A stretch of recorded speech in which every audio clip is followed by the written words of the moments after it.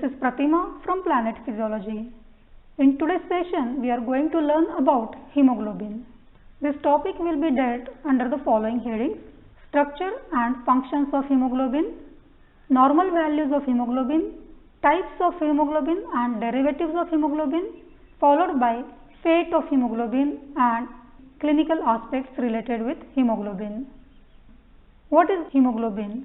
Hemoglobin is conjugated protein with molecular weight 64,458.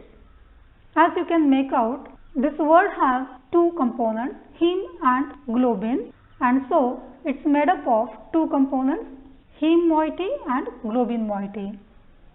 Heme portion is made up of protoporphyrin ring and iron, whereas globin portion is nothing but polypeptide chains. Normally, hemoglobin has 4 polypeptide chains, each with molecular weight of 16,000. Now, this picture shows structure of hemoglobin. These are the 4 polypeptide chains, and in the center is a heme moiety. So, this half of the diagram represents heme moiety, where you can note iron in the center of the heme and surrounding the iron is protoporphyrin ring. Hemoglobin is present within the RBC. Synthesis of hemoglobin begins in proerythroblast stage and it continues up to reticulocyte stage. Precursor for formation of hemoglobin is succinyl-CoA. It binds with glycine to form pyrrole molecule. In turn, 4 pyrrole molecules combine to form protoporphyrin 9 and it then combines with iron to form heme molecule. Each of this heme molecule combines with the polypeptide chain, that is the globin part, to form hemoglobin. Depending upon the amino acid composition of polypeptide chains, chains are named as alpha, beta, gamma, delta and epsilon chains. Normally in adult hemoglobin, which is termed as hemoglobin A, there are 2 alpha chains and 2 beta chains. So, as I told earlier, even though hemoglobin synthesis begins at the stage of proerythroblast, hemoglobin starts appearing in the cytoplasm at intermediate normoblast stage. Now, let us study functions of hemoglobin. First and foremost function of hemoglobin is to transport oxygen from lungs to the various tissues. Each molecule of hemoglobin can combine with 4 molecules of oxygen, and each gram of pure hemoglobin can carry 1.37 ml of oxygen. But normally in our body pure hemoglobin will not exist. There will be always some other forms of hemoglobin, and therefore practically oxygen carrying capacity of the hemoglobin is 1.34 ml of oxygen per gram of hemoglobin molecule. Next important function of hemoglobin is to transport carbon dioxide from tissues to the lungs. It also helps in transport of nitric oxide and it acts as buffer and therefore plays important role in maintenance of acid-base balance in the body. Now, coming to the normal values of hemoglobin.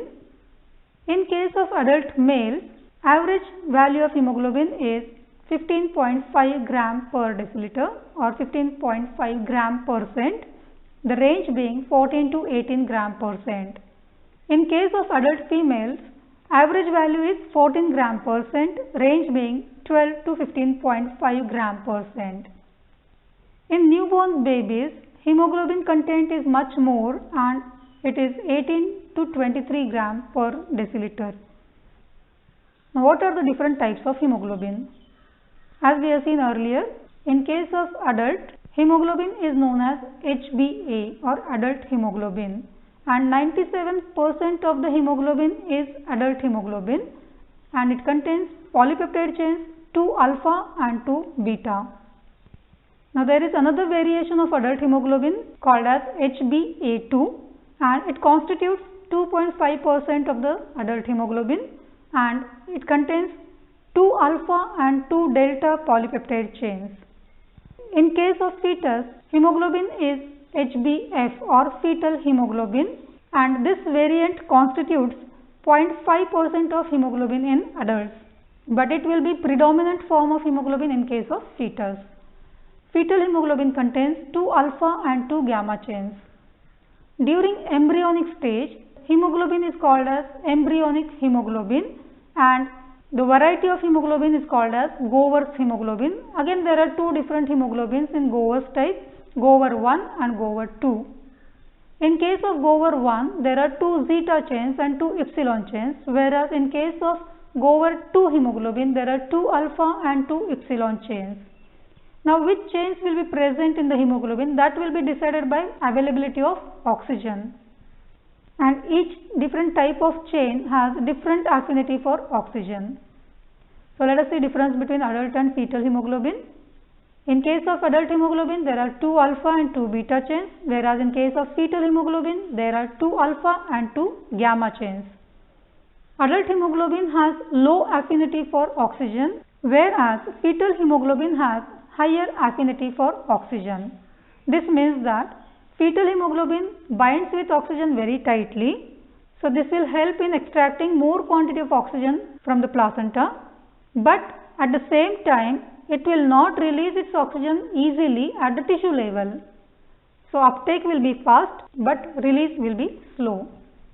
Now, these were the normal types of hemoglobin. Let us study abnormal hemoglobin. There are different varieties of abnormal hemoglobins like HbS, HbC, HbD, HbE.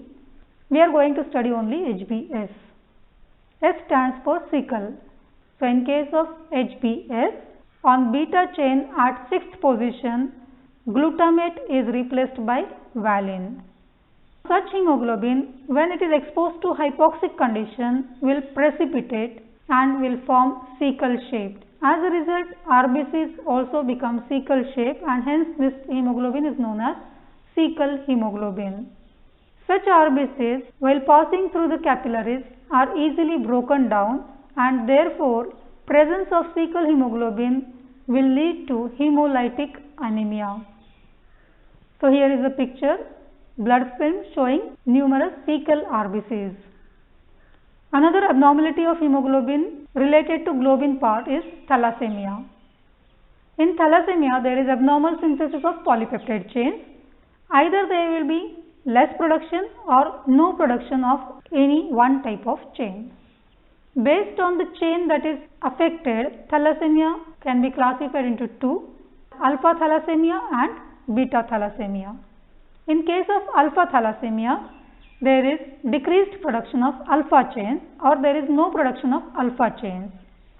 If both the alpha chains are not produced, the variety is called as major. So, major alpha thalassemia. If production of alpha chains is lesser than normal, then the variety is called as minor alpha thalassemia. In the similar way, if there is problem with the beta chains, variety is called as beta thalassemia. If both chains are affected, it is beta thalassemia major, and if only one chain is affected, it will be beta thalassemia minor. Minor thalassemia will show mild symptoms, whereas major variety of thalassemia will show severe symptoms, and such patients will need frequent blood transfusions. Now, let us study derivatives of hemoglobin. When oxygen is bound to hemoglobin, such hemoglobin is known as oxyhemoglobin. Affinity of oxygen to the hemoglobin is affected by pH of the blood, temperature of the body, and concentration of 2,3-diphosphoglycerate or 2,3-DPG. When hemoglobin is devoid of oxygen, it is known as deoxygenated hemoglobin or reduced hemoglobin. Hemoglobin in combination with carbon dioxide is known as carbaminohemoglobin, whereas hemoglobin with carbon monoxide is known as carboxyhemoglobin or carbon monoxyhemoglobin. Whenever there is presence of carbon monoxide, it will immediately bind with hemoglobin because affinity of hemoglobin towards carbon monoxide is 200 times more than that of oxygen, and hence presence of carbon monoxide reduces oxygen carrying capacity. This will be usually seen in case of chronic smokers. Another important derivative of hemoglobin is called as methemoglobin, where iron is in ferric form instead of normal ferrous form. Such hemoglobin cannot bind with oxygen. it is usually dark color, and if there is higher concentration of methemoglobin, it imparts dusky discoloration to the skin, which is similar to that of cyanosis. Normally, due to metabolic reaction, some amount of iron gets converted to ferric form, so there is formation of methemoglobin, but it will be immediately converted back to ferrous state because of various antioxidant enzymes. So routinely, concentration of methemoglobin in the blood will be very low. Next derivative of hemoglobin is cyn-methemoglobin, where hemoglobin is in combination with cyanide. And the last but clinically important derivative of hemoglobin is called as glycosylated hemoglobin or glycated hemoglobin or HbA1c. In this case, glucose is attached to the terminal valine portion in the beta chain of the adult hemoglobin. This glycated hemoglobin levels are usually less than 4% of hemoglobin in normal persons, but in case of diabetes, if the blood glucose levels are not regulated, the amount of glycated hemoglobin will rise, and it forms very important test nowadays to check overall regulation of blood glucose level in case of diabetic people. Till now we have studied structure of hemoglobin, normal values, types of hemoglobin and their derivatives. Now let us study fate of hemoglobin. Normal lifespan of RBCs is 120 days. So after 120 days, such senile RBCs are easily broken down while passing through the narrow spaces. Especially this takes place in spleen. Once RBCs undergo hemolysis, hemoglobin is released and this hemoglobin is taken up by macrophages. Macrophages split hemoglobin into two, heme part and globin part. From globin portion, amino acids are separated and they are recycled for synthesis of new proteins. Heme moiety is also further separated into protoporphyrin ring and iron. Iron also will be recycled to synthesize new hemoglobin moiety. But if person has sufficient iron in the body and there is no need of extra iron, then this iron will be stored in the form of ferritin. Now let us study what happens to this protoporphyrin ring. In the first stage, this ring will break open to form biliverdin and then to bilirubin. This bilirubin is called as unconjugated bilirubin and it will be transported along with albumin to liver. Liver will conjugate this bilirubin to form conjugated bilirubin, and this conjugated bilirubin will be excreted via bile into the intestine. Bacterial flora in the intestine will convert this conjugated bilirubin into bilirubin derivatives like urobilinogen and stercobilinogen, and it will be excreted in urine as well as feces. Here we finish with the basic aspects of hemoglobin. Now let us study some clinical aspects associated with hemoglobin. First and very common disorder associated with hemoglobin is anemia. Physiologically, anemia is defined as reduction in oxygen carrying capacity of the blood. Clinically, anemia is defined as decrease in RBC count, hemoglobin content or both. So it may be qualitative or quantitative decrease in RBC count, hemoglobin content or both. It can be due to decreased RBC production or loss of blood from the body, or it may be due to deficiency of iron or B12 or proteins. We will have a separate session on anemia. Based on the values of hemoglobin content in the blood, anemia can be graded as mild, moderate and severe. So hemoglobin value between 8 and 12 gram% is considered as mild anemia. Value between 5 to 8 gram% is moderate anemia, whereas hemoglobin less than 5 gram% is considered as severe anemia. Now coming to the opposite condition, polycythemia. Whenever RBC count or hemoglobin content is more than normal, it is termed as polycythemia. It can be primary or secondary, and details of polycythemia we will study along with RBCs. Third abnormality associated with hemoglobin is jaundice. Clinical term for jaundice is icterus, and it is defined as yellowish discoloration of skin and mucous membrane due to raised levels of bilirubin. Normal serum bilirubin levels are between 0.2 to 0.8 mg/%, and so whenever it is more than 2.5 mg/%, it manifests as jaundice. Bilirubin is product of hemoglobin breakdown, and therefore due to any cause, if more number of RBCs are hemolyzed than normal, it will lead to hemolytic jaundice or prehepatic jaundice. So if person has hemolytic anemia, there will be rise in bilirubin, and that is called as hemolytic or prehepatic jaundice. In this condition, there is increased concentration of unconjugated bilirubin. Now, if bilirubin production is normal, but there is problem with the liver and it cannot handle even normally produced bilirubin, in that condition also there will be jaundice, and that is called as hepatic jaundice or hepatocellular jaundice, and this will be seen in case of hepatitis or liver cirrhosis. In hepatic jaundice, there is increase in both types of bilirubin, that is unconjugated bilirubin as well as conjugated bilirubin.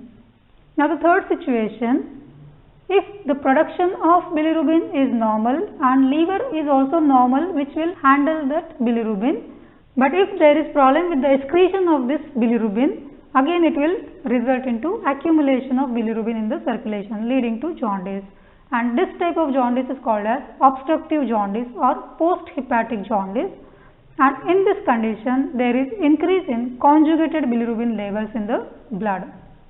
So this type of jaundice usually results due to biliary obstruction. Now these are the three abnormal varieties of jaundice or three conditions where jaundice results due to pathological conditions. There is one more variety called as physiological jaundice. So this jaundice will be seen in neonates due to increased destruction of RBCs after birth.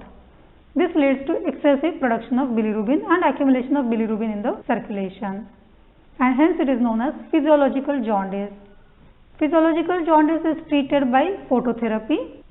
In phototherapy, baby is exposed to light, and this white light converts bilirubin to limurubin, which has less half-life, and therefore it is excreted quickly and excessive buildup of bilirubin in the circulation is prevented. So this is all from the session on hemoglobin. Thank you. If you enjoy my sessions, press the like button and share it with your friends. If you haven't yet subscribed my channel, press the subscribe button. To get notifications about new releases, press bell icon. Thank you for watching and see you in the next video.